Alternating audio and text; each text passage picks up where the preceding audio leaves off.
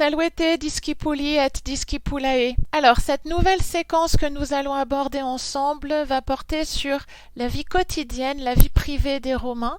Nous allons travailler essentiellement sur la famille et la maison, et nous allons commencer par un des points essentiels de la vie quotidienne romaine, à savoir la religion. Avant le confinement, vous avez découvert par petits groupes un dieu ou une déesse. Je vais vous proposer 2 petits travaux à faire à partir de ce dieu ou de cette déesse ou d'un autre, si vraiment celui qui vous avait été attribué ne vous inspire pas.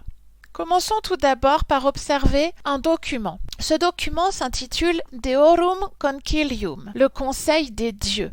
Alors, vous avez là une belle photo de famille. Sont représentés quasiment tous les dieux olympiens sur lesquels vous avez été amené à travailler au CDI. L'image, je le disais donc, représente quasiment les 12 dieux olympiens, donc ceux qui siègent sur l'Olympe.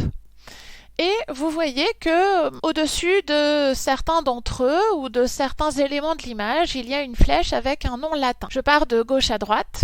Vinea, Malleus, Caduceus, Solium, Sceptrum, Aquila, Diadema, Pavo, et je descends à droite, en bas à droite, Arcus, Kerberus et Cupido. Vous avez en dessous les noms français correspondants. L'un de ces mots latins signifie aigle, un autre signifie arc. Le caducée, c'est l'emblème des médecins, des infirmières que l'on retrouve encore aujourd'hui. Cet emblème qui nous vient donc de l'Antiquité. Le célèbre Cerbère, le chien à 3 têtes, gardien des enfers. Le petit Cupidon avec ses petites ailes, son arc et ses flèches. Le diadème, le marteau, le pan, le sceptre, le trône et la vigne, ou les feuilles de vigne. Voilà, donc le premier petit exercice dans ta tête, tu n'es pas obligé de l'écrire, va être d'associer chacun de ces mots latins à leur traduction en français. Une fois que tu as fait cette association, tu as redécouvert là certains des principaux attributs des dieux et déesses qui te sont présentés. Et donc tu as un petit portrait de chaque dieu et de chaque déesse écrit en latin dans la colonne de droite. Je vais te lire chacun de ces portraits. Ton travail sera d'en faire un exercice de compréhension globale, essayer de le traduire. Encore une fois, tu n'es pas obligé de l'écrire sur ton cahier. Tu peux le faire, mais tu n'es pas obligé. Et de t'entraîner à la lecture à voix haute. Alors, comme je l'ai fait précédemment, je vais essayer de me rapprocher le plus possible de la prononciation restituée, notamment en roulant les R. Regina deorum et dearum sum, caerimoniis nuptiarum praesideo, invidiosa sum, in solio sedeo, diademam gero, pavo est mi carum animal, mi nomen iuno est. Deuxième extrait. Amoris fecunditatis et formae dea sum. Mi maritus est Vulcanus, sed fidelis non sum. Complector Cupidinem meum filium, qui sagittam tenet. Mi nomen Venus est. 3.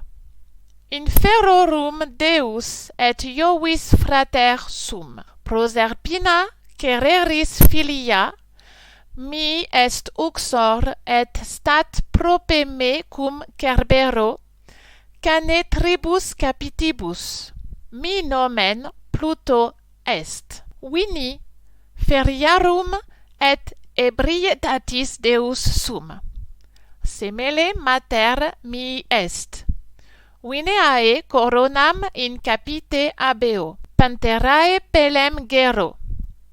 Mi nomen Bacchus est. Deus maximus Romanorum sum, et in Olympio regno. Facile amore capior. In solio sedeo, et sceptrum in sinistra teneo. Aquila ante pedes est.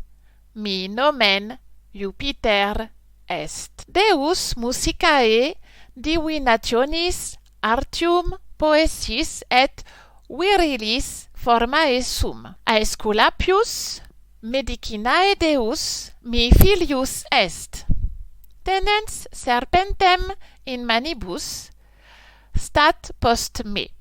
Arcum in sinistra teneo. Mi nomen Apollo est. Voilà pour ce premier document. Donc, compréhension globale, traduction et entraînement à l'oral. Je rappelle que tu n'es pas obligé de travailler à l'écrit sur ton cahier. Tu peux le faire et si tu le fais, tu prends une nouvelle page. Mais l'essentiel étant que, à l'aide de tout ce que tu as appris, le vocabulaire, les déclinaisons, le verbe être, eh bien, tu fasses ce petit travail de compréhension globale. Je te laisse découvrir l'activité, la mission qui s'intitule Un Dieu dans mon salon. Bon travail! Allez!